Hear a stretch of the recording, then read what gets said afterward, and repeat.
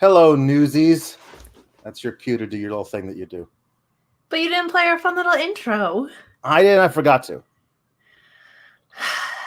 I'll do it now, just for you, because you said Yes! so. I'll do it now, because I should have and I forgot. So Fun little I'll intro. skip. I'll skip the countdown, but I'll just do this. Here we go. One, 2, 3, and fun little intro in 3, 2, 1.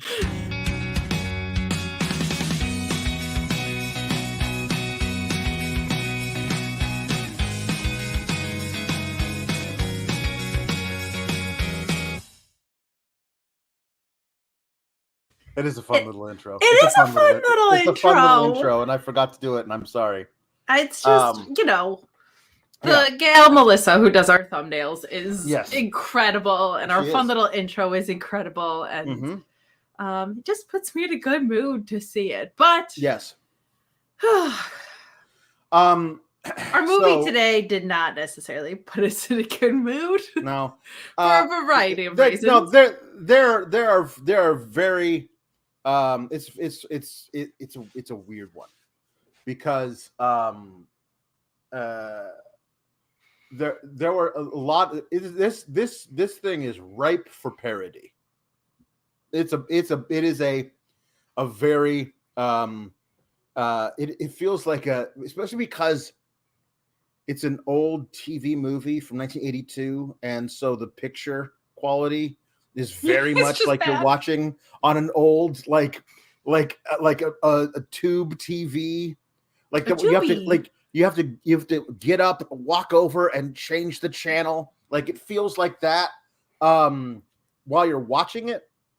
Also, the subject matter and the way how they treat it is so it's like a damn time capsule. And then you get to watch. I mean, I didn't realize he's 26 when he made the movie, but he looks barely post-pubescent. Like I don't believe if they asked him to, Tom Hanks could have grown a beard. Like no. He did not look like he had ever shaved. He's a very baby Tom. Little Timmy Tommy Hanks. We mentioned many a time on here. I love Tom Hanks. He's one of my favorite actors. You never disagree. I just feel like I'm a Tom Hanks stan. Oh yeah. When you look back at his catalog, the run he goes on is incredible. But what you don't often see is, unless you go way back into his catalog, because he has so many movies and so many good ones, is that this little number, Masons and Monsters, was something I didn't know existed till you found it on Tubi. And it is Tom Hanks, 26 years old, tiny baby boy, in a terrible film. I mean, terrible. Yeah. But even 26-year-old Tom Hanks in a terrial film, he's still a really good actor, man. Shines above the material, as you would only as you would have to you would have to assume, because he is that good. It's the only reason I could sit through it. Like, it's the only reason I didn't message you in the middle of this, other than I watched it late. To be like, we gotta do something else, man. This is bad. And I don't normally veto. But this was not great. And kind of warning up front, like you were saying, this deals with some heavier subject matters and mental health and suicidal ideation. So just a warning. And they do a terrible job handling it. It's not good. So it takes on heavy subject matters, and it does so poorly. Yes. Yeah, it doesn't know what it's doing. No. And I think that's the thing of it is that's the whole point of it. The movie is a lie. Yes. The book it was based on was a lie. It was a mainstream avenue for parents to get into the Dungeons and Dragons panic, the D&D panic of the late 70s and early 80s. Moral panics have been a thing in this country and all over the world, but let's be real, mostly in this country. of America for a long time. But for some reason, for a few years in the late 70s and early 80s, it turned to a role-playing game with 12-sided dice and nerds. And like, it was a thing that they just didn't understand it. They didn't understand why kids would want to do this. There must be something nefarious at foot. So let's destroy it. And where that came from originally, why everybody glommed onto it, was a real story that was then misrepresented while it was happening, which was that there was a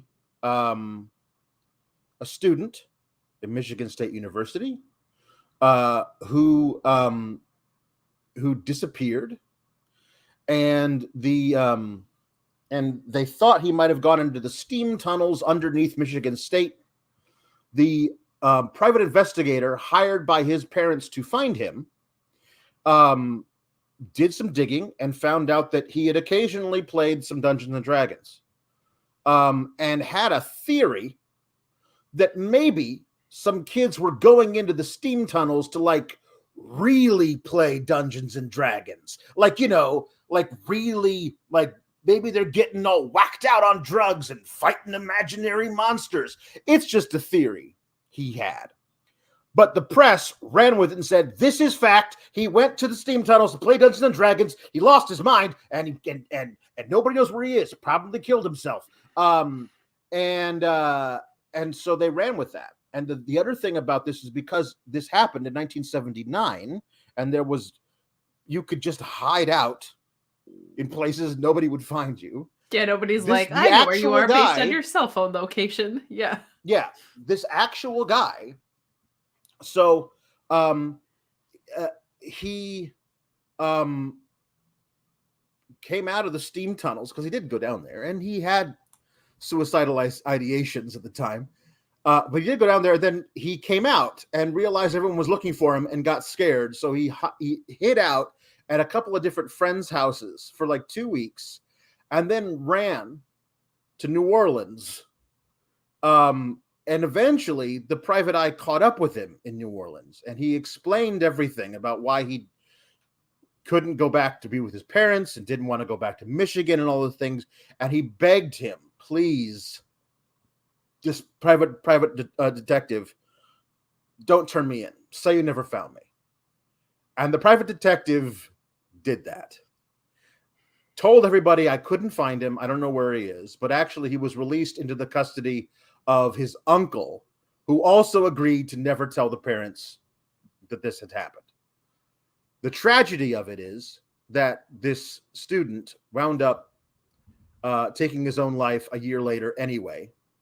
A lot of it was because the story was so prevalent, and this would become so sensationalized. He was watching it in the media becoming a big thing, and that added to it. And then 4 years later, the private detective published a tell-all book about the whole thing, also including, to his credit, that he felt really bad about. I had this theory, and I just said it to a member of the press, and they ran with it and made it fact, and that was it. Spiraled out of control. So while this thing was happening, the author Rona Jaffe, or Jaffe, I'm not really sure. Might be a soft J, like jogging. Like yogging. She she wrote stuff for Cosmopolitan. Like, she was not like a famous author. She wrote in like one book that got adapted into a Joan Crawford movie in the 50s or something, or 60s. But she wrote this, ripping off that story, sensationalizing it even further, and adding to the already now Dungeons and Dragons panic for parents of teenagers. And then they rushed into production a movie adaptation of this book. This was a major deal in the 80s.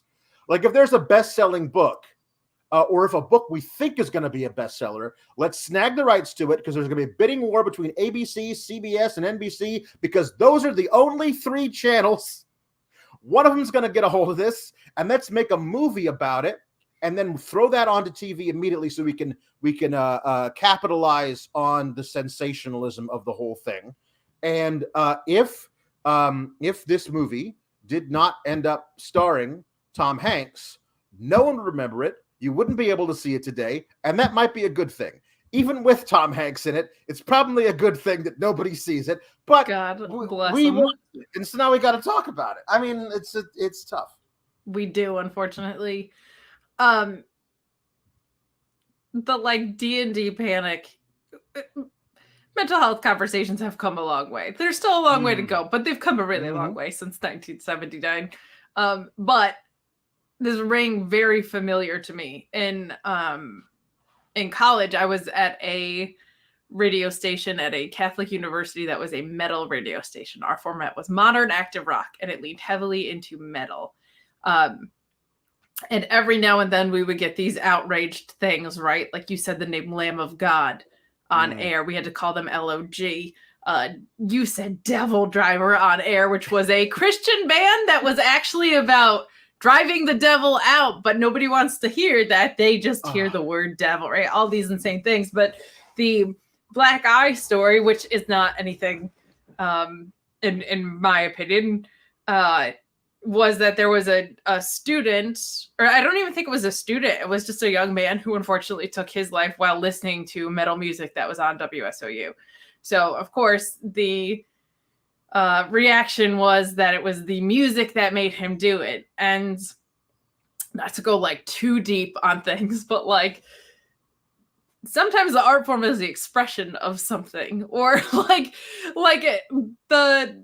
idea that it's the causality is just always bonkers to me. And I thought that was ridiculous with art. I would say it's even more ridiculous with Dungeons and freaking Dragons. Like to make that jump for something where there's not even like messaging behind it. Like you don't have any argument. I feel like it's a pretty piss poor argument when you make that with music or any other art form that it's a causality of something and not either reflective of an experience or an expression of something. To say Dungeons and Dragons caused this and that he was not mentally ill and had a hobby is something that is a brutal misnomer from society, I think. And they're not to get too whatever, but like there had other attempts, and like also this man didn't want to go back and see his parents. Like there might have been something a little more going on here than Dungeons and Dragons theory. If it was done well and said it was, if it wasn't supposed to be based on anything, it's actually kind of could be a cool concept for something. If it wasn't feeding into a lot of stuff and really poorly executed. Right. This does, while watching it, you go, I could see how the book would be a success. But it's really hard to imagine adapting it with a crappy budget like this and making it any decent at all. But I could see a lot of, 40-ish moms on the beach summertime reading this in a real page turner, especially because it has a twist ending. It does have a twist ending, but also the things that would be interesting about it that they would miss are probably the things that are established in Dungeons and Dragons, which is kind of like the bitch of it all. And like I say, there's lots of this movie that is ripe for parody, and that's my job. So the movie starts with a flashback of it looks like the beginning of Police Squad, because they put a camera on the roof of a police car with a little siren going right in front of the camera. They didn't know it was a set up a police squad, because if they did, they wouldn't have done it. But it drives into a scene and there's all these paramedics and search party people and walking up into up a hill, and then you can tell he's a detective. You can just tell he's a detective. And he's talking to a guy, And he's like, so what's going on here? What's going on? Give me the scuttlebutt. I can't tell you anything. He's like, oh, give me the name of the victim. Like, you can't do that. So he says, all I'll tell you is we heard there was a game at the University of Mazes and Monsters that got out of hand. Like, Mazes and Monsters. Yeah, the game. You heard of it? Yeah, my kids play it. I know the game. Well, then, and the way he goes, well, then, like, well, then you know what obviously has happened. And the reporter the guy talking to the cop is a reporter. And he goes, my God, get a camera up here. Like, so he could do his little thing. And he's talking about how, look, apparently there was at least one student playing in the Pequod Caverns, these closed down old mine, the Pequod Caverns, and this game of Mazes and Monsters went a little too far. Mazes and Monsters is a role-playing game where the players act out their own psychodrama. I was like, okay, I'm gonna stop you right there. Pretty sure that's not what this is, but it is treated as though it is fact. In their defense, even though it's alliteration and alliteration, if it's their fictional game, I can buy into their fictional rules, knowing it's supposed to be based on Dungeons and Dragons is what makes that inaccurate. But you could say that, like, they're telling us what their game is, not what Dungeons and Dragons is. It's just supposed to be representative of something, which is not this. Mazes, dungeons, and monsters, dragons. They didn't do. It's like M&M instead of D&D. It's completely based off of it. It's a complete Dungeons and Dragons ripoff.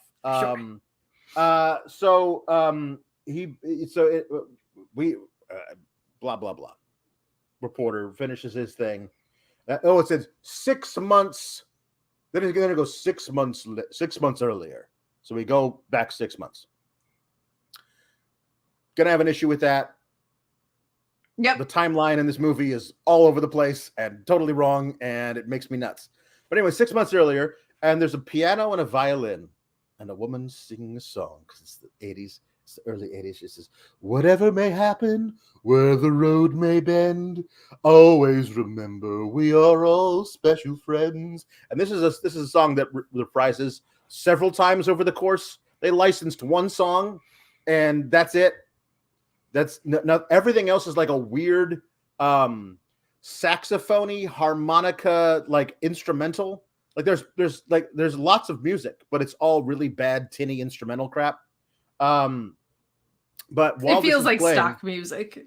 Yeah. Like while this is playing, we see a taxi driving through Manhattan, and eventually, after the credits, it stops out in front of a big high rise on the Upper East Side. And out pops JJ. The doorman comes. Hello, Mr. Brockway. How are you? JJ gets out. JJ likes hats. JJ likes funny hats. I think this is supposed to be a shorthand for he's an oddball genius kid, so therefore he likes wacky hats. Kind of just made him feel like Jake Hager. I'm assuming in the novel they like describe this in like they go into detail about why he started wearing funny hats, but that's never given us. He gets out of a taxi wearing a Kaiser helmet, wearing a Pickelhaube, like the helmet with the big pointy thing on the top. I mean, okay. He goes. No, it's jarringly out of place. Yes. And he's carrying a bird cage under a sheet and a suitcase. He goes into the front door and then takes the elevator. The elevator takes him up to his. He lives in one of those giant apartments in Manhattan that has more than one story to it. So his family's doing well. He's met in his apartment by his mother, who is a socialite climber / interior designer. She's having drinks at the French consulate, so she can't stay to welcome him home from school. But I want to show you. It's a surprise for your birthday. My birthday is not till next month. Well, you'll see it anyway. And he goes, oh no, because apparently she redecorates his room every time he leaves to go to college. It's done with like white subway tile everywhere, on the floor, on the ceiling, everywhere. Everything's stark hospital white, and he hates it, and he's very upset. And I don't understand why you're so upset. So this is the beginning of showing us all the main characters and their horrible home life they come from, and why they might want to disappear into a world of mazes and monsters. It does feel like JJ is, the way they introduce him. Oh, this is the main character of the whole thing. And he's one of the four, but it does feel like when they're doing it, this is the whole thing is going to be about this kid. This guy. It's not. No. There's a far off shot of a bridge that I thought might have been the Golden Gate Bridge, but I think it's like something that leads into like Long Island. I don't know where this woman lives. This is Kate. Not you, different Kate, played by Wendy Crewson, who went on to play the mom in the Santa Claus. So she also had a career post this. God bless her. But she is standing with her mother on a dock at a marina somewhere, and they're having having a conversation about dad's new wife who daughter hates. And then they talk about the men at college. They're all such chauvinists. I can't ever be myself with them. All they want is a dumb little ditz, and I want to be smart. I'm going to be a famous novelist one day. And the mother says, "Were you still having writer's block?" Yes, but I realized why. It's because I haven't really lived yet. I don't know anything, so how can I write about it? Well, why don't you use your imagination? And it does seem like Rona Yaffe took the fictional character's advice. If you don't know anything, just make it up.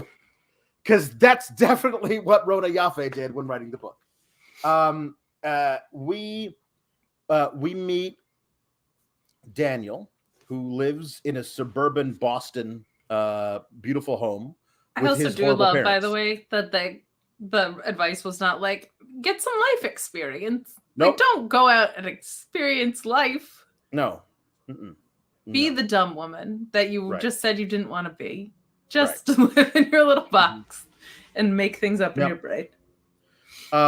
Daniel lives in suburban Boston. Well, his parents live in suburban Boston.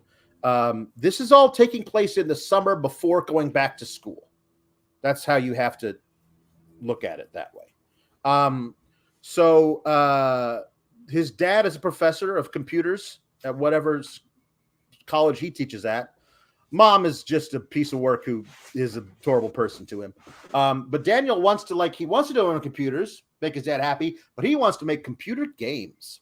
And they want him to transfer to MIT so he can be a brilliant captain of industry. And he doesn't want to do that because he's not very competitive. So he doesn't want to do that. And then later we meet Robbie. This is Tom Hanks. He's in the backseat of a car being driven to school. His dad is a horrible asshole and his mom's a drunk. Yes. We find out later, like, why this might have affected the parents and why they might be this way. But I'm willing to bet they were like this before the tragedy. Anyway, so he flunked out of Tufts. He did. And now he's got to go to this new university to get a fresh start. No more playing that silly game. You promise me. If I see 1D, you don't get another check. Leave the boy alone, Hall. His dad's name is Hall. A little concerned at how well you impersonate a drunk woman. I love that she is this whole thing. I actually want to know more about her backstory. She says, what was the movie about? I could have been a successful woman. I was a beautiful, bright young woman. I met you when you ruined my life. I want to know more about her. Where is the biopic on her? Yeah. Grant University is fake. I looked it up. It seems to be like Ivy League adjacent. But sounds like a real one. So good on them, because it sounds real. And it sounds like a bunch of people named Grant would go there who are generally archetyped it as that guy. So touche. It seems like an Amherst type of university. It's a liberal arts school in the Northeast. It's not in Massachusetts, because if it was, then Daniel wouldn't go there because it'd be too close to where his parents live, and they want him to go to MIT, which is right around the corner. So I had to do all this deduction of where this might be. I think it's in Rhode Island because the name of the name of the town is Pequod, which feels very Rhode Island-y. Yeah, no, there's some mansions around here. Anyway, it was founded in 1856. See that on a sign. Wherever it is, you can drive to New York from there pretty easily, because that becomes a thing later. Daniel, no, sorry. JJ. JJ is now wearing a 10-gallon hat. He's got a lot of funny hats. He doesn't just wear the Pickelhaube. He's wearing a 10-gallon cowboy hat, and that's when he meets up with Kate out front. And they say, we got to find a fourth to play our game. We got to find a fourth. Nobody who's going to flunk out or freak out like last time. So apparently somebody who used to play with them has freaked out. And that's bad. This game just causing ruins lives just constantly. Mania. This is before video games, so they had to have something to blame. Yeah, they were like, it's either this or Pong. That's literally all you had. So I like the idea that it's Pong instead. Yeah, that's it. This game is ruining lives. Yeah, but it's also true. But I love that also when Daniel's like, I'm going to make games for computers. His dad's like, yeah, no, don't do that. Because the best thing they had for games at the time was Pong, and he was like, I think you don't. That's not good enough. It's not going to be like a sustainable career for you. Yeah, like Pong 2 is not going to be. Pong the sequel is not gonna be a sustainable life for you. Yeah. This is where we hear like, where's Daniel? Oh, I don't know. I think he's upstairs with his latest woman of the week. So Daniel is a very attractive young fella, but also has the personality of a wet paper bag, as was the correlate in the late 70s, early 80s archetype. Yes, I guess that's true. But like just the idea of I have good bone structure. Would you like to sleep with me? Feels like it's, like that's basically all he's got. I mean, I don't know. So he's got some nice bangs. I'll give him that. Well, easy. All right. Yeah. I mean, not as good as yours. Thank you. But anyway, so we got to find a fourth. So he puts a note up on the bulletin board, because before Craigslist or Facebook Marketplace, all you can do is put a bulletin board. A bulletin board is a big thing. It's made out of cork. Cork is a thing that used to be in wine. But like you put thumbtacks. Thumbtacks are a thing that you might throw somebody onto during a wrestling match. But anyway, he puts it up there, and there'll be little things where you could like rip off the bottom of a little thing that would give your phone number or whatever. Anyway, JJ, who's now wearing a pilot helmet, like an aviation helmet with goggles up on it, like those leather things with the straps. That's what he's wearing with the big scarf. He looks like a World War I aviation dude, and he's staked out his own bulletin board posting to see if anybody looks at it. And the guy who looks at it is Robbie. Now he's been made to promise no more of those games, because those games are really bad for you. He's made a promise to his parents. That game. That game. Not allowed to do it. He just walks by the bulletin board, bussing his lunch tray, and JJ assaults him basically. Hi, you play Masons and Monsters? I used to.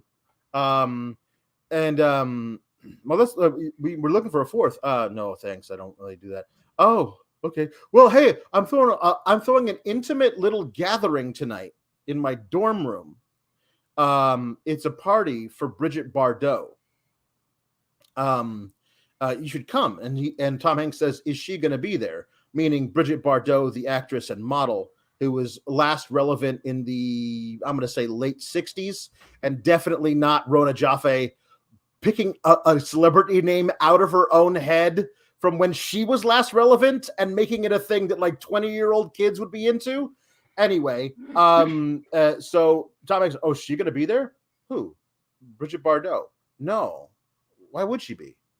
Or I guess I should invite her next year. Like, so, you know, JJ's a little boop boop, you know, that's as evidenced by the weird hats.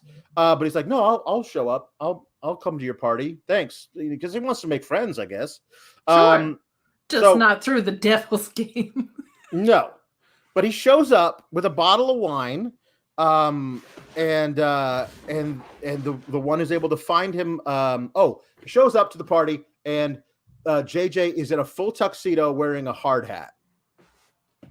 Because this is who JJ is, and they're really trying very hard to tell us who he is. And Robbie has a bottle of wine, and Kate is the one who finds him a corkscrew. And he goes, and she stares at her and says, "What? Oh, nothing. You're very beautiful." And they open the wine, and so they start talking about Mazes and Monsters or whatever. I'm a level 9. We need a level 9 person for our thing. Oh, no, but I can't do that anymore. And so then Daniel walks over. Daniel, have you met Robbie? He's a level 9. He's going to play with us. No, I'm not going to play with you. I promise. And then JJ comes over. Have you know he was a level 9? Level 9? Never tell me you're a level 9. You got to play with us. I don't want to play with you. You got to play with us. So peer pressure eventually whittles him down that he agrees to do like one session. Yeah. But the way he says it was like, he says to Kate, he says, well, if you're going to be there, then I guess I got to show up, right? Classic addict thinking. Mm-hmm. It's like, It's one drink, man. What could possibly go wrong? So bad. So this is the first game.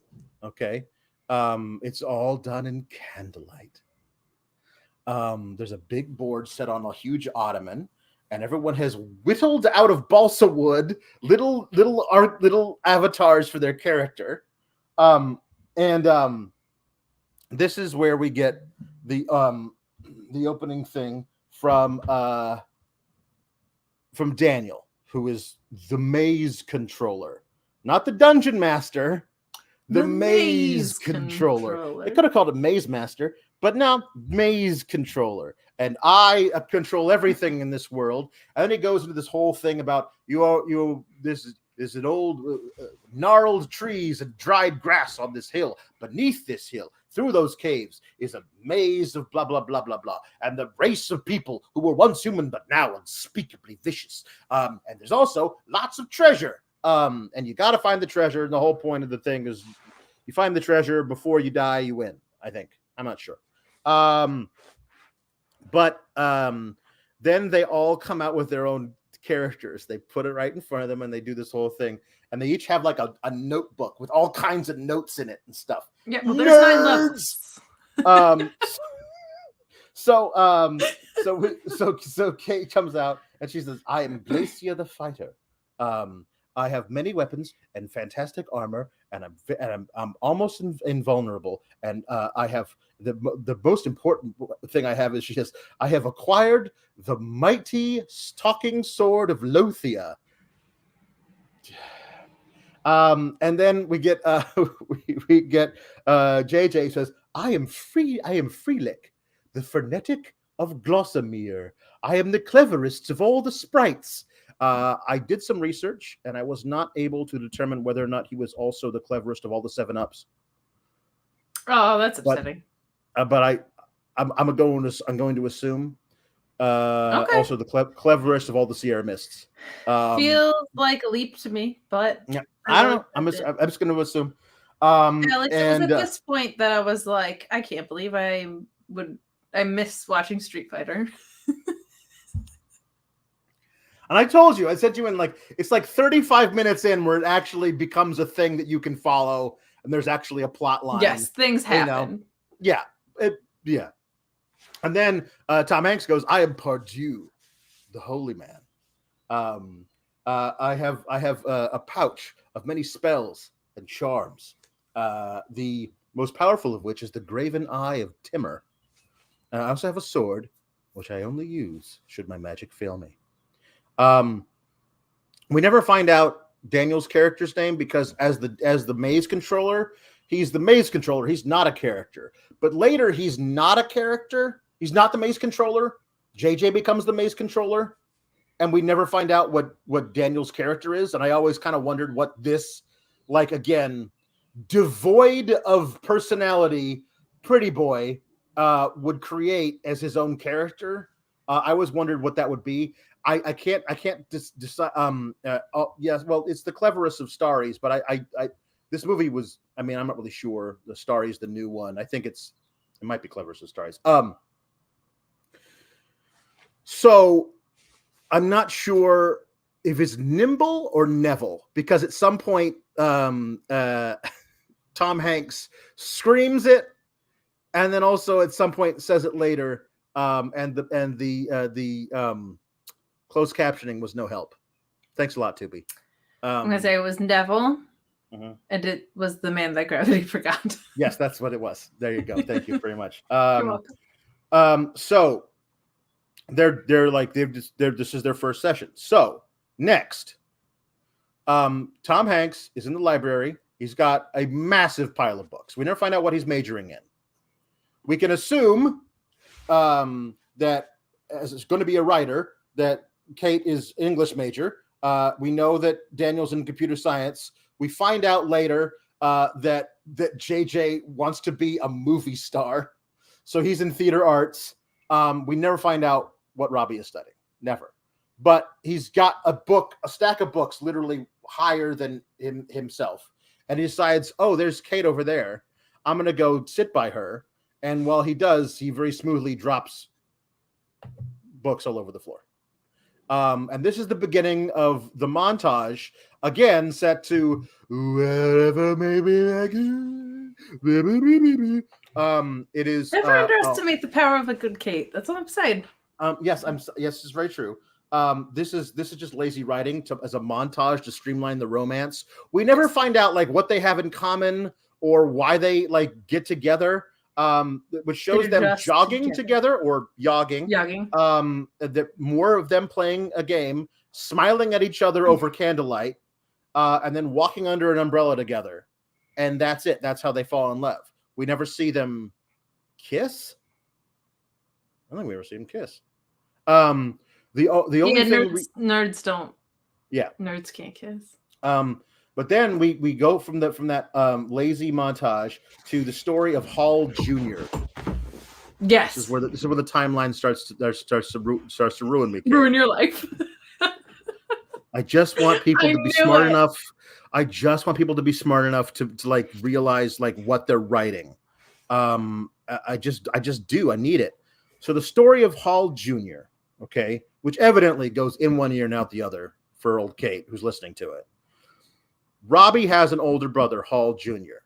He says, 3 years ago, my mother threw him a party on his birthday, Halloween night. And in the middle of it, while nobody was paying attention, he snuck out, ran away, and we never saw him again. Not a letter, not a postcard, not a phone call, nothing. Which is one story. Correct. Okay, that's one story. A slightly different story that Tom Hanks also tells immediately after is that he came up into my room while I was asleep and asked me for all of my money so he could go to New York. And I gave it to him. And I thought maybe if I hadn't given him my money, that he wouldn't have gone and he wouldn't have left. I always wondered what happened to him. That's a different story, because slipped out without anyone noticing, you noticed. He told you he was leaving, and you noticed, and you did nothing to stop him. Those not are two even different stories. Noticed. Not even noticed. Was told what he was doing. Yeah. But also the timeline, 3 years prior. Robbie, I'm going to say conservatively is 20. Like he's 20, he's 20, 19, 20. Like, yeah. Like old enough that he failed out of a different school, right? At least. I'm going to say 20. I'm going to say he's a junior, okay? He's 20. So 3 years prior, he's 17, okay? the way that he has this whole thing with the brother, it feels way more impactful if he had been like 11. Like it had been almost a decade since he had seen his older brother, who was like 18 when he left, and looked up to him. He was because obviously the dad's always been an a-hole.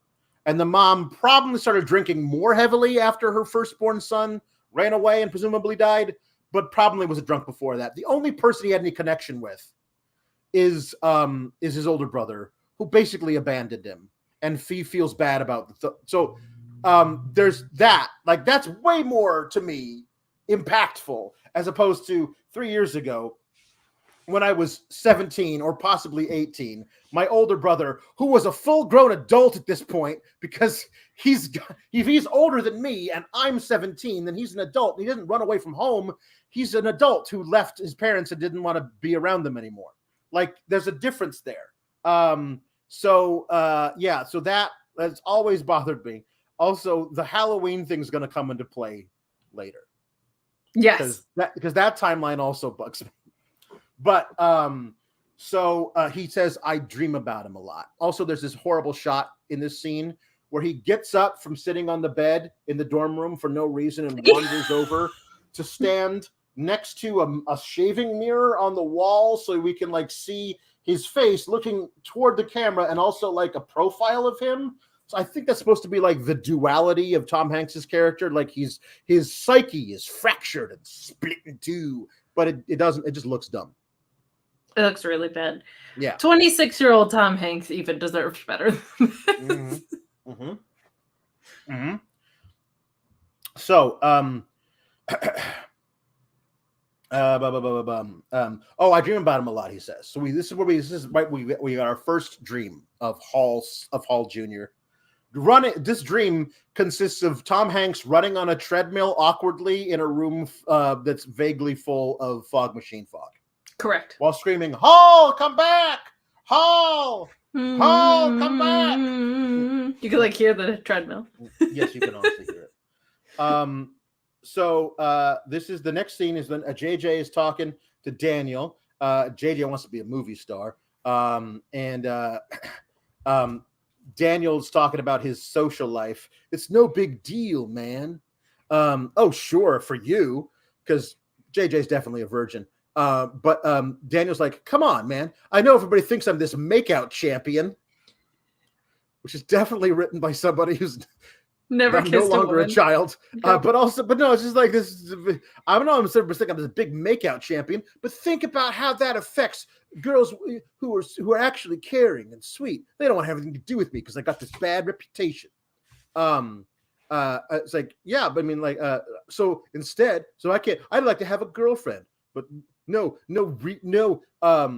sensitive girl would ever go with me.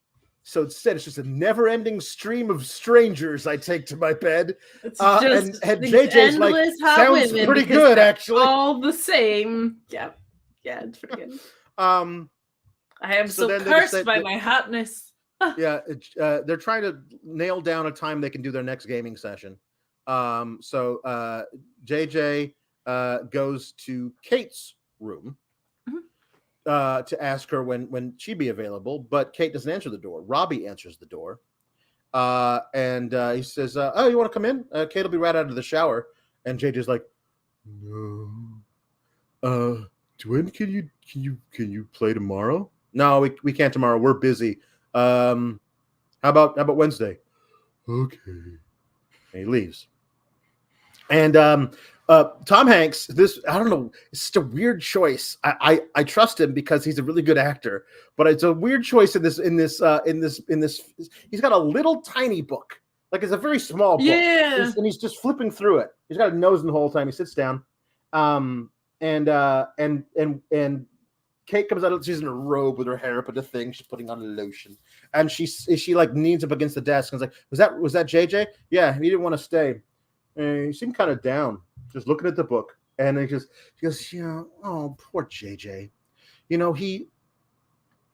seems like he's got it so together, but he's really very lonely. I mean, can you imagine what it must be like to be 16 and a sophomore?" And Tom Hanks goes, "Yeah." Like he hears this information, which is like completely new to us, the audience, by the way, that JJ is a like child prodigy. He's like Doogie Howser, but he wants to be in the theater department. They don't give scholarships to theater actors for 16. No, like you got to be in there to be like going to the pre-med, pre-law, physics or something. That's you don't go to college at 16 on a theater arts scholarship. That's not a thing that happens. No. But that's brand new information that he's a child prodigy, and also the fact that Tom Hanks could not give less of a shit about it. I think that the little book he was reading had the script in it. I've decided. That must have been. And he was like, "Oh, who could possibly care?" Must have been. So this is awesome. I love the actual. We're getting here. Like some part of D&D in the early 80s movie caused a lot of problems. I bet, Ogre. I bet. Yeah. And some evangelical kid legit thought worshiping was in the astral realm. Man, beep boop. Boy. So now he goes back to his room and he talks to his minor bird, whose name is Merlin.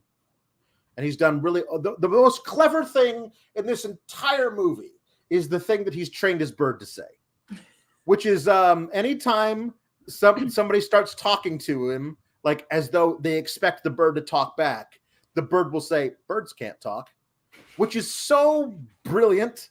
And I love that. And it's the only good thing in this whole movie is that. I would lift that for a much better movie if I could. Yes. Yes. Anyway. It reminded me of, did you ever see that video where somebody named their like gaming handle Xbox Sign Out? So if someone's trying to communicate with that person, they would have to say Xbox Sign Out and it would force them to sign out all the time. I don't know why this reminded me of that, but it was so clever. That is funny. This is not funny because JJ apparently, I guess, has had a crush on Kate or something, because seeing Robbie in Kate's room causes him to go back to his dorm and talk to his bird and plot out his own suicide, which just seems like it comes out of nowhere. Yeah, it's a leap. And he's like, I should crash my motorbike into the wall of the dorm. No, that'd be too easy.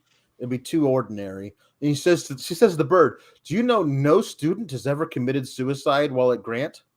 And I was like, since 1856, that seems unlikely. It does. And he says, but whatever I do, it's got to be big and everyone's got to remember it. I know. And the way he says it too, he says, "I know, the caverns, the mysterious forbidden Pequod caverns." Like the way the mysterious forbidden Pequod caverns, it's like Linda saying it. Do you know the caverns? You know the mysterious forbidden Pequod caverns. It just, I don't know why there's a D in the beginning of it, but he's decided. It was also like a little too excitable for planning to commit suicide. Like it was like, oh, I know. Like this was really, really bad. And I think what they were trying to go for was like, he's probably in love with Kate. She doesn't want him. There's nobody else to hang out with. He's hanging out with his bird. But he never does anything about it. He never says anything. We never get a scene where like, it's just, we have to assume. You would never know if he was in love with Kate, and they also don't do the other work that I think they were trying to insinuate, that like he's trying to hang out with other people and they are too busy for him or whatever. I think it's supposed to be like, the only thing that cares about me that I care about is my bird. That's how I got to this point or whatever. But that work is never portrayed. So he decides he's going to go do some reconnaissance work on the caverns and find out how he's going to kill himself there. He says, "I would be immortal. They talk about it forever if I killed myself there. So I'm going to go do that." He seems pretty hell bent on it. So he's going to go do that. Then we get a little scene where Tom Hanks brings Kate back to his room. I've got to assume it's his room. If it's her room, I can understand why she'd be so freaked out. But that goes in the room and there's a double bed as opposed to a single bed. and it's like, a double bed, she says. And he's like, yeah, now we can live together. And she's like, no, it's too soon. It's too soon. It is too soon. I'll give you all the dates in a second. It's too soon. And he's like, but we're together all the time anyway.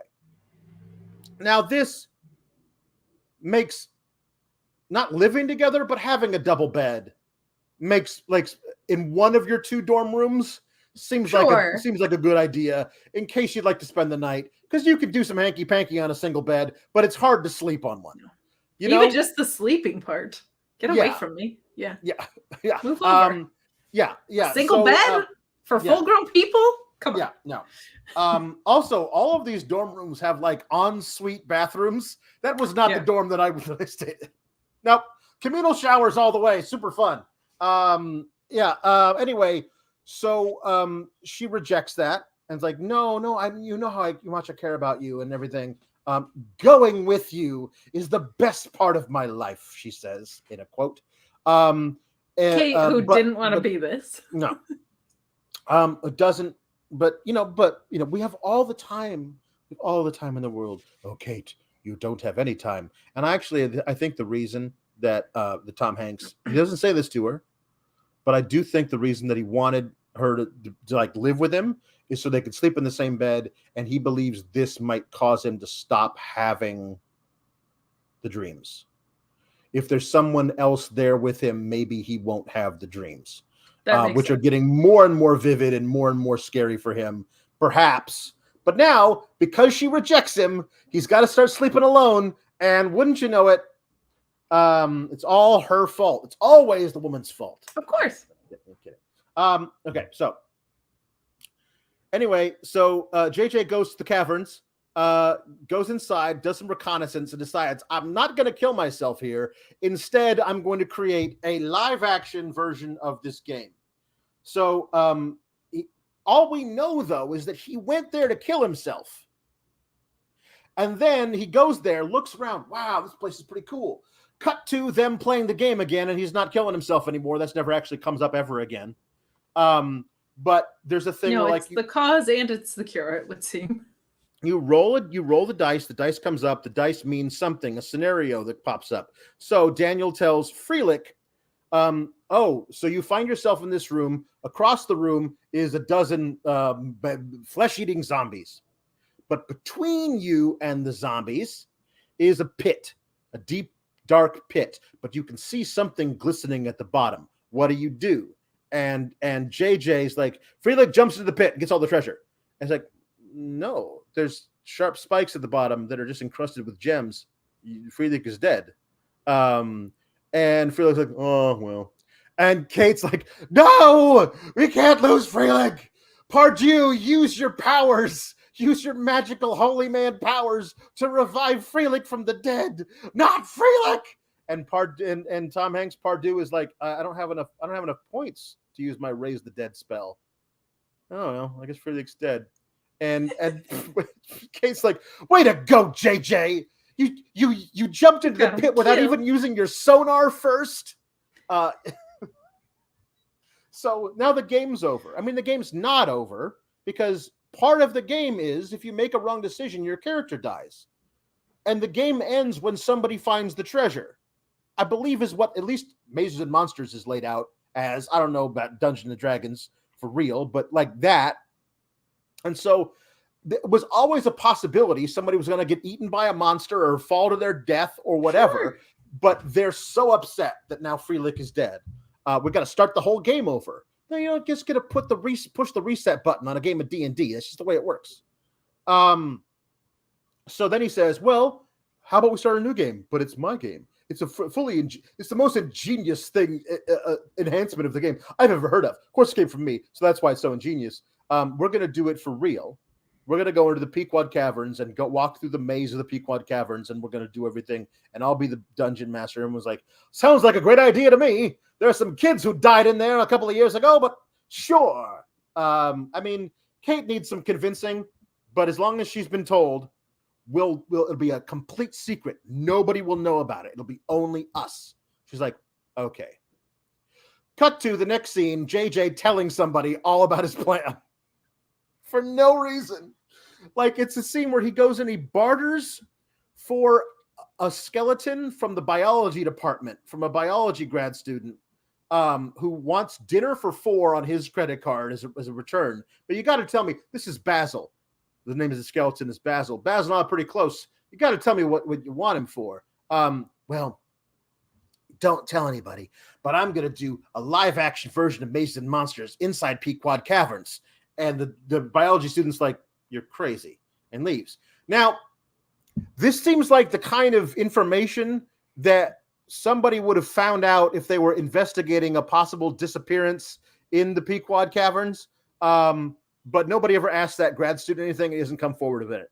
So this whole scene, entirely superfluous, because we could have assumed or gotten one line of dialogue where he got that skeleton from when we see it in a couple of minutes. And wouldn't it be better if he stole it from the biology department? Mm-hmm. Right.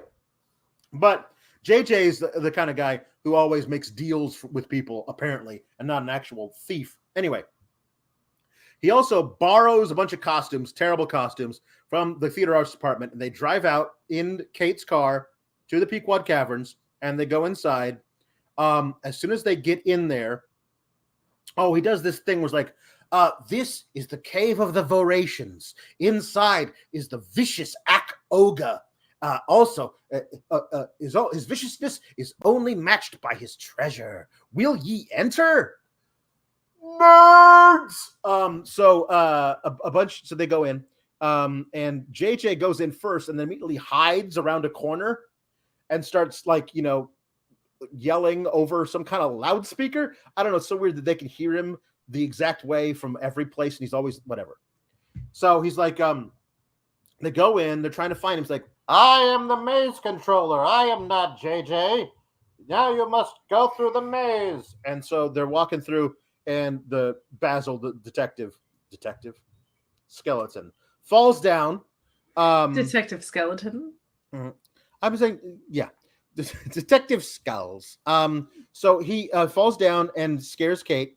And you may ask 2 questions about the skeleton. Is it evil? No. Is it good? Only time will tell. Okay, great. That's good. Fantastic. But the skeleton's got a flashlight in its mouth and pointing out, and like, oh, maybe there's something in the skull. And it's a flashlight. Get the flashlight. But anyway, so they split up 3 different directions looking for the treasure or whatever. Tom Hanks goes into this bigger cavern. And then you just hear him, this KJ go, a monster, a Goreville. And Tom Hanks has a hallucination of a Goreville, and a Goreville is like it's like a were-dragon. Like, it's a humanoid thing with a big dragon head. Right, yeah. It's a were-dragon kind of a thing, it's right? A were-dragon. But the budget allows for it to look something somewhere between like a mid-major college mascot and like one of those big things that walk around during the Carnival parade. Like, there's no real, it's just herky jerking its way toward Tom Hanks with his big floppy head. And this is the middle school production of Where the Monsters Are. Is that what it's called? Yes, Where the Wild Things Are. Where the Wild Things Are. There you go. Tom Hanks fucking loses it. He really does. He's just screaming, not for Kate or Daniel or JJ, but for their characters to come and help him. He never uses any of his spells, but he pulls out his sword and he's holding it out in front of him, just screaming that he is so freaked out.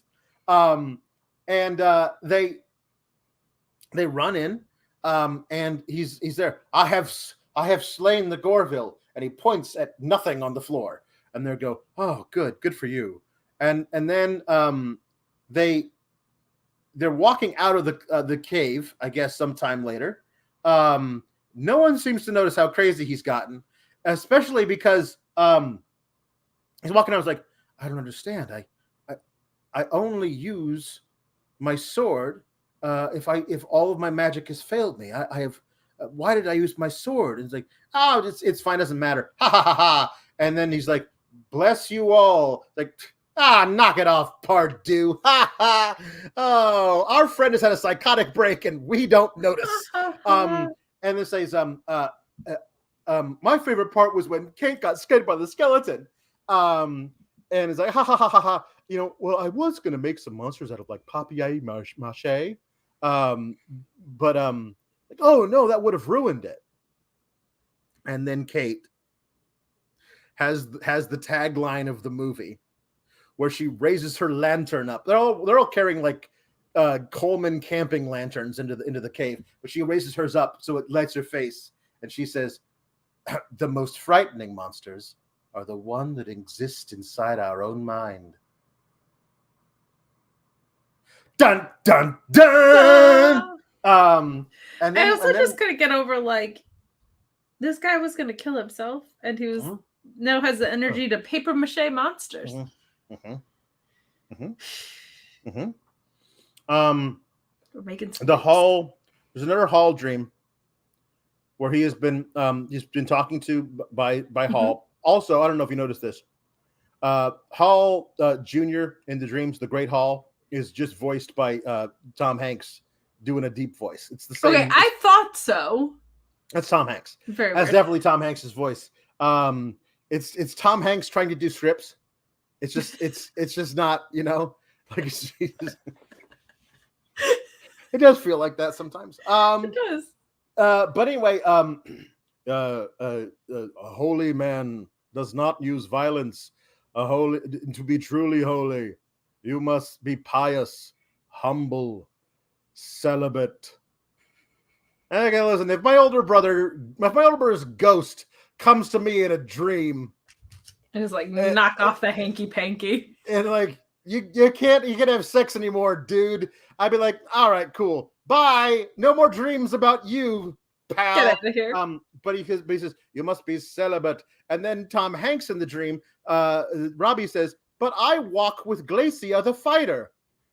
Just walk with her. You walk with her under an umbrella, because we've actually never seen them be intimate in any way. That's right. You walk with her. Sometimes you jog with Glacia the fighter. Sometimes you walk drop with her, books and in she's front on of her. the inside because it's chivalry. But it says, the holy man must walk alone. When you are ready, you will come to the 2 towers, and there you will find the Great Hall. And I was like, 2 towers? Oh, because his older brother ran away to New York. So the 2 towers are the Twin Towers.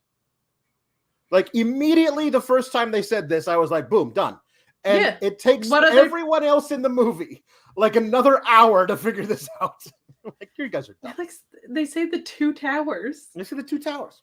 Like, so then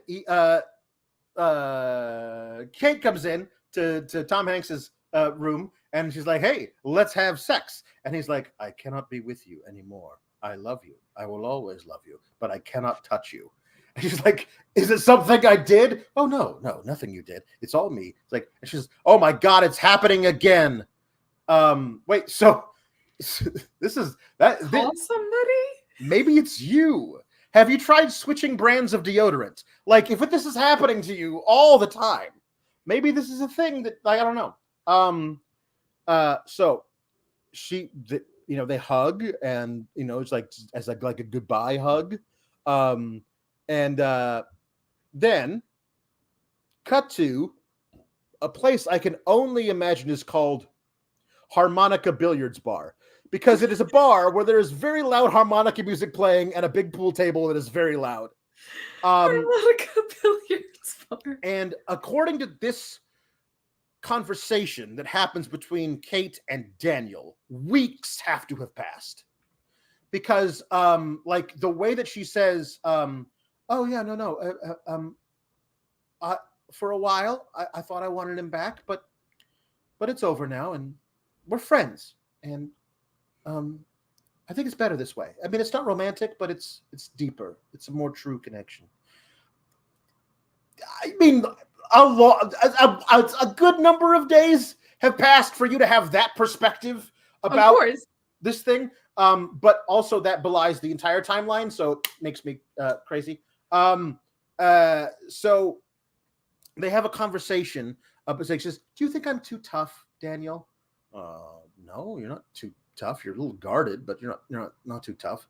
Why does every man in my life leave me? My father, Stephen, last year, remember him? And I was like, was that the guy who got freaked out and left your group of D&D players? Because if so, maybe you should stop freaking out people who play with you guys. Maybe you're a little too intense. Maybe a little weird. But so they have a talk, and she says, this is what I don't know, because there's a weird back and forth between these two about Daniel's obviously sweet on her, and is asking her about if you still want him back. And I don't know if that means Steven from a year ago, which means she would have had time to have said, okay, we're friends now, or if it's Robbie, but it's never actually made clear, and I don't understand why Daniel would be talking about Steven, this character we don't know, or whatever. Anyway, they're obviously getting sweet on each other over fries at a bar, and then this really weird sequence happens. This is so weird. Kate is driving in her car, singing lyrics that don't exist because it's an instrumental music on the radio, and she's driving pitch dark and sees a guy on a bike pass her going the opposite direction, and immediately knows who this is, that it is Daniel, but she does not see him. I guess we're supposed to think that she saw him, but whatever. She does a Yui and goes and falls into the Pequod Caverns. I mean, it's nighttime when they're having the date at the bar, and it's nighttime when she passes him going the opposite direction. It must be a different night, but that's not specified in any way, and it's really weird. Anyway, she follows him to his bike up to the Pequod Caverns. She goes in and she walks around them yelling for Daniel for 5 minutes. And finally he hears her, and he follows the sound of her voice. She's really freaked out that she got lost in the caverns. They find each other, they hug. They leave the caverns. He's going to drive her home in her car because she freaked out. They says, you know what? Sometimes I always thought I was like Mr. Spock. I thought I had no feelings like a Vulcan. Well, the Mr. Spock thing is right, but that's just the no personality. I don't know about the no feelings part. Correct. Yeah. And says, you're not like Mr. Spock. You're like the Tin Man, who had the biggest heart of all, but didn't know it was within him the whole time. And says, I want to tell you why I was actually in the Pequod Caverns. I was looking for the treasure that JJ left in there. I was trying to I was cheating. And he's like, now Daniel, my dad would be proud of me for cheating because he wants me to be more competitive. Are you going to tell JJ? No, I didn't find anything. And then she kisses him. If you're going to kiss the guy, do it after the whole Tin Man talk. Why are you kissing the guy after he does the confession of trying to cheat at this stupid Mazes and Monsters game? It's so weird. Cut to Halloween party. Now, it's very important that it be a Halloween party for the narrative of the whole film. However, fall semester starts at the earliest the end of August. Correct. Halloween party. This has all happened in 2 months? This is the inverse of our discussion about Greece? I was just about to say that. This happened over the course of an entire school year? No way. This happened over the course of only 2 months? No way. No way. Not possible. I'm sorry. No chance this all happened in 2 months. But apparently it does. Robbie is dressed as Pardue, and he leaves the party. They go to class in both of these. And blesses the door as he goes to have another dream about Hall Jr. Now it is time for you to find me. You must seek me out now at the 2 towers and the Great Hall. You will need no map. You must find the great underground city. Also, other vague directions I am giving you in your dream. And then this isn't even that vague. Let's take the subway to the Twin Towers. Like, it's very clear. He is sleeping in his Pardue robes with his Pardue sandals. Yeah, nobody's worried about this guy. And he changes into regular clothes because he is fully Pardue now in his brain. But he knows enough to change into clothes because it'd be weird riding the bus to New York City from Providence, Rhode Island in full robes. But he knows enough to do that. Also, I think it's because nobody knew who Tom Hanks was at the time. So they're just going to film him walking around New York City without closing any of the... Like, so him walking around in the robes might have gotten the wrong attention, but it just him... Maybe, but it was New York in 1979. Oh, yeah, that's true. How would it fit in? So, anyway, okay. Can't find Robbie. Call his mom. She doesn't know where he is. Get scared. Hang up on her. Find his map. The Two Towers. Oh, Tolkien wrote a book called The Two Towers. That must be what this is. Oh, maybe he went to the caves. Let's go to the caves. He's not there. All right. I have an idea, says JJ. Let's clear everything out. All of our stuff out of the caves. Let's go to the cops. And while we're at the cops, let's be the worst liars in the history of lying, because they're really bad at this. But but I will say, I want people to call the cops in most of the movies that we watch. They never do. Good for them for going to the police. He says, oh, so yeah, I guess maybe he was kind of fascinated by those caverns, those caves. What are those called? You mean the Pequot Caverns? Yeah, I guess so. Maybe he went in there and got lost. Oh, says the desk sergeant. So immediately after that, now we have detective from the first shot of the movie interviewing the people. And like, oh, you were a good friend of his, weren't you, JJ? This is where we find out. This is where the cop appreciates the bird gag as much as I do. But JJ's a really bad liar. Correct. About all this. I mean, some kids might play Maces and Monsters, but I don't know anything about it. I mean, Robbie did mention it a couple of times, but I don't know who he played with, and I don't know if anybody went into the caverns. I don't even know if Robbie's in there. Okay, sure, kid. Then my favorite scene is the detective interviewing Kate. Because he liked the game more than me, and so we broke up. And this is where he goes. Was Robbie a doper? He says it just like that. Was Robbie a doper? It's like, oh no, nothing like that. And then he goes, downers, drink. Like he just keeps I want him to keep going. Downers, uppers, greenies, Mary Jane, the nose candy, the booger sugar. I remember. Do you remember the DARE program? Of course you remember the DARE program. Yeah. I remember there was like a synonyms for drugs thing in our little DARE booklet. This was just that. It's like... Yep. Downers. Was he on the PCP? The angel dust. Cider. Did he ever sniffity glue? Horse, smack, crack, wiggity whack. Wiggity whack's really big with the kids in the cities. Oh, the kids love the wiggity whack in the city. Has he been chasing the white dragon? Like it was just he frequented any opium dens. Like he was so merciless about it. Oh no, nothing like that. Oh, certainly not. So then he's talking to Daniel. And also keeping in mind that this was 1979, where heroin and weed were equivalent in the minds of people. And he goes, Daniel, like, so you've been sleeping with Robbie's girl, huh? Like, oh no, they were already broken up when I came along. So what do you think happened? What do I think happened? I think one of the players that Robbie was playing with in the caverns lost it and killed him. Oh, isn't that kind of far out? Mazes and Monsters is a far out game. Like this way he says it. He goes, is it swords, poison, spells, battles, maiming, killing? No, but that's all imagination. Is it? Is it? And it is. It is imagination. Correct. It is. Like if they hadn't been wearing fake swords, it would be as imagination as it possibly could be. It would just be the Isles of Party City that you ran down. So they feel really bad about misleading the cop because they actually want to find Robbie.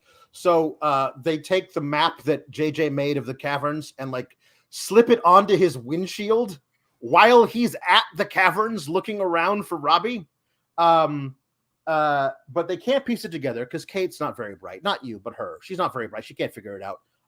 She does not represent all Kates. The only way that they can figure it out is that the bird, Merlin, keeps going, Happy Halloween. Happy Halloween. Oh my God, Halloween. The last night we saw him was Halloween. Halloween was his brother's birthday when his brother ran away and went off to New York. Oh my God, he's in New York. Like it was like, but it wasn't in New York. Oh my God, he ran away. But where could, that's the whole thing. She doesn't know he's in New York until he calls her to collect. 1-800 call ATT. So he doesn't know. Yeah. She doesn't know where he is. That's the whole point. That's why it's so frustrating. She has no idea. Oh my God, his brother. Where did his brother run away to? He With told those me two right to my towers face. in that underground city. Right to my face in what can't be longer than 2 weeks ago. I have no idea where his brother went to. He's wandering around the streets of New York, right? And he gets accosted by a couple of mothers. Wow. Muggers. One of them looks exactly like Billy Joe Armstrong from Green Day. And yes, he does. Really, really disconcerting. But they chase him into an alleyway. And he thinks one of them approaching him is a Gorval, the same terrible costume. He holds up one of his crystals that has a magic spell. But that gets knocked out of his hand by the mugger. And then he pulls out a little pocket knife. One of those ones that do this. Yep. And he holds it like this. It's like on this a is hinge. This is how he tries to stab.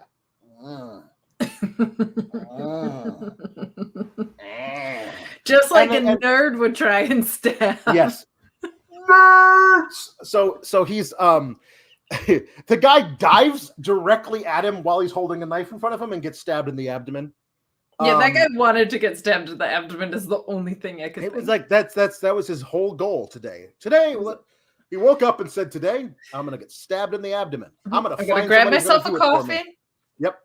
I'm going to stretch. Uh-huh. Gonna head out. I'm going to pretend to mug someone and I'm going to dive into someone's pocket knife. Yeah. He loses. You know, he's snapped back into reality because he sees blood on his hand and his bloody knife, but he doesn't remember what happened. So he's Robbie. He's not Pardue anymore. So he calls 1-800-collect and he calls Kate, wakes her up in the wee hours of the morning. And I know I killed somebody. Kate, please help me. I don't know where I am. It says, okay, where are you? Can you see a street sign? And she's on 40th and 8th. And she says, okay, I want you to go to JJ's parents' place. It's at 605 East 70th Street. I looked it up. For real. Better than Hell's Kitchen. It's a hospital. It's been a hospital for decades. You just gave them a fake address, but they made it a hospital. Okay, fine. So they're going to go and find him, right?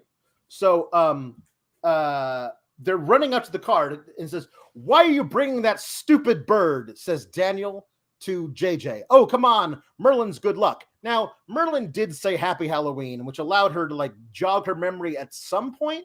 Like a little bit. It was Merlin. I mean, it was Merlin who did say that about the Halloween. However, this never comes up again. Like he doesn't say anything that leads them to be able to find Robbie while he's there. He doesn't say anything in the car. There's no reason for Merlin to come on the trip, but they made a big deal of it anyway. So he is walking to the house, to the giant, penthouse place. And on the way there, he sees two other guys who look vaguely like the muggers. They're not the same muggers, but he thinks they are. So he runs away down to the subway and then opens a door down into the catacombs under the subway. It's the big secret underground city that he's got to go to according to this thing. And he walks around and the subway is above him. So all the brakes squealing and the rumbling of the subway, he thinks is a dragon, and it really freaks him out. I mean, honestly, Tom Hanks, brilliant actor. Like, this is one of the most convincing depictions of a man in the throes of a complete psychotic break that I've ever seen. It's entirely convincing, which is why it feels so out of place in this movie. Because the rest of the movie is so silly and bad and dumb and overwrought and melodramatic, but he's actually playing a real thing really well. Like when he's having the breakdown in the phone booth about how he knows he kills somebody, absurd. like I feel really bad for the guy, but it is so good. Yeah. And this is a movie that earlier had somebody that was suicidal and was cured by the idea of fun caverns and was gonna paper mache monsters for them. Tom Hanks is just great. Like it's it feels you want to help him in the movie. Like you in those scenes that you were referencing, you want to snap him back into reality because he's really, really good at this. Yeah. So he's walking around underneath in the catacombs and comes across a homeless man living down there. And he says, I am Pardieu. I am a holy man. And the guy says, I'm the king of France. And he bows, Your Highness. It's honestly like it's a funny little moment. It's funny. But he's like, Your Highness, why are you living down here? I've been living down here for years. I always meant to leave, but I never got around to it. I am looking for the Great Hall. I don't know where that is. What about the two towers? I know where those are. Duh. So obviously, part of but the thing is, when he says that, I think the movie, and I'm presuming the book, thinks that we don't know where that is yet because they keep it a secret until he gets there. It's like a big reveal. It's a big reveal. So I looked this up. I don't know how close he got to 605 East 70th Street, but he walks to the World Trade Center. From 605 East 70th Street to the World Trade Center on foot will take you 1 hour and 53 minutes, which is good because his friends are just arriving to JJ's place, and it takes them almost 2 hours to figure out where he went. They're in Manhattan. And can't figure out where the two towers are. So they go in because they get there. The doorman says, nobody ever showed up looking for you. I know you called me ahead and you said to look out for somebody. Nobody showed up. Maybe he went upstairs. So they go upstairs. His mother is not there. His mother has changed his room again. And it looks like Casablanca. Like there's even a director's chair that says Mr. Bogart on it. And he loves it. JJ does. So they're sitting there trying to figure out where this place is. Where could he be? Where's the Great Hall? I don't know. Think of all the churches in Manhattan. Maybe he went to them. I guess we'll have to check them one by one. I'm like, oh my God, how silly of me. The two towers. What about them? The Twin Towers. Ooh. Everyone's just so dumb. And they get in the car and they drive 15 minutes from 605 East 70th Street to the Twin Towers. Very lucky they got that parking space right out front. That was nice. And so when Tom Hanks gets to the plaza and he looks there and he goes, the two towers. Like it's supposed to be that moment that we're supposed to go, the two towers are the Twin Towers. But because we're not idiots, we figured that out an hour ago. So here's another thing that I hate. People being dumb when it comes to logistics. Let's all go up to the observation deck because we all believe he's going to jump off the top of the Twin Towers to join the Great Hall because we assume the Great Hall is dead. His little brother's dead, so that's what he's going to do. So let's all go up to the observation deck, and they all go up there, and they all go, well, he's not here. Let's all go back down to the lobby. No, there are three of you. One of you stays at the observation deck. One of you stays in the lobby. The other one rides the elevator back and forth. Sure. At some point, one of you will come into contact with him. Why are you all supposedly brilliant college students, but all dumb as posts? Come on. It's like when little kids are playing t-ball and all of them run after the ball and then all of them run to first base. It's so true. It's very dumb. It's so true. So finally, they're at the bottom, and they look up to the little. You have to ride an escalator up to the second level, and that's where the elevators are. So they see him up on the second level from in the lobby, but the escalator's jammed. We gotta run through everybody to get there. No! By the time we get up there, hit the elevator he's in, the doors close. Oh no, get in the elevator. Oh no, wouldn't you know it? Other people are getting on the elevator and making us go super slow. It's a ticking clock. And they get. We should definitely not have any point informed security. No, because what if the cops have him? Oh my God, that'd be terrible. So they don't want that to happen. So they get to the top. He's not on the observation deck. But then they hear an emergency door being opened and shut because the alarm went off. So they follow him up the stairs to the top and on the roof, and they see him, and he's climbing over the fence to jump to his death. And the Robbie, he doesn't turn around. Pardue turns around. He says, what are you doing? Pardue, don't. He's like, no, I have my spells. I'm going to fly. I'll be fine. And then he says, this is what he says. I don't understand. I'm going to be fine. I'm going to fly. You don't have enough points. Which was unintentionally one of the funniest things I've ever heard. So good. I'm going to fly. You don't have enough points. And he says, I am the maze controller. I control every aspect of this game. Game.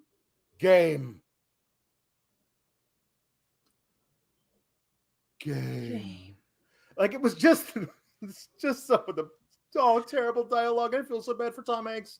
Honestly, it's an amazing thing that after this he actually got any more work.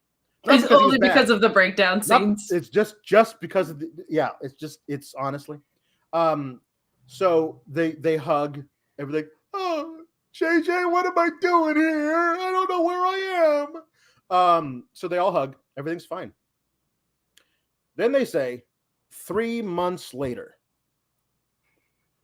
So this is right after Halloween. So this would be February. Everyone's wearing shorts. It would be January, right? November, December, yeah. Right. The end of very early February. The first week of February. And then they're all talking about when we go back to school. This is just, it doesn't have to be 3 months later. Make it 10 months later, make it July. That's enough time for Tom Hanks to have gone home, gotten his treatment, gotten better, we think, and they're all like, I'm writing my novel now, and all about us. And so the story is that Kate is the one writing this novel that Rona Jaffe wrote. It's a device some writers use. Also, that JJ has gone from being in the acting program to the directing program in the theater arts, and Daniel's like, I'm more of the silent type. I think I'll be just fine being a captain of industry in the computer science field. I think you'll be just fine doing that too. So they get there and they meet Robbie's mom, who seems to be doing better, not as drunk. Sure. Oh, Robbie's friends don't come around much anymore, which would be a weird thing to say if it had only been 3 months. But right. So it's been longer than that. It's just people are bad. So yes, go. He's right out back. Go and see him. And they all run to go see Robbie. And then she looks off after them like something's wrong. And they go like, Robbie, hello. And then Robbie is sitting by the edge of this lake and turns around and go, Freelick, is that you? Well, I thought you were dead. Oh, some great holy man must have revived you. A greater holy man even than I. Glacia and Nimble, you too. Nimble or Neville. I'm not really sure what your name is. We've never been told. But you're all here? Oh, it's all so good to see you. Robbie, no. Now, Glacia, have you been hit with a spell of forgetfulness? You know my name is Pardue, the holy man. So the big twist is that now he's fully gone. Yes. And he refers to his parents as the innkeeper and his wife, who have told him not to wander off past the enchanted lake and go to the dark, dark forest. But he says, would you like to accompany me? And it's like, do you know of this forest? And Daniel's like, yes, we know of the dark forest. Let us go together. And so, like, instead of like, I don't know, trying to help or jog his memory back, I don't know, the word game seemed to snap him out of it last time. Maybe try that again. I don't know. Instead, let's enable our friend's self-destructive delusion, mental health. Yeah. And there's a really horrible, sad narration at the end, but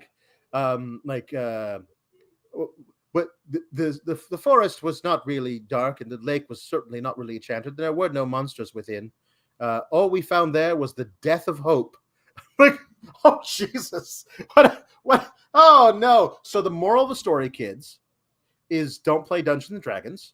Otherwise, you will lose your mind and believe you are a holy man, and you won't have any sex. Correct. We know how much you like sex, kids. Then you're going to lose your mind, and your dead brother is going to come to you in a dream and tell you you're not allowed to have sex. It's so weird and unresolved. It is. And bad. But also it feels very much because of that like it is the end of a book. Because it's supposed correct. Now you can use your imagination. Imagination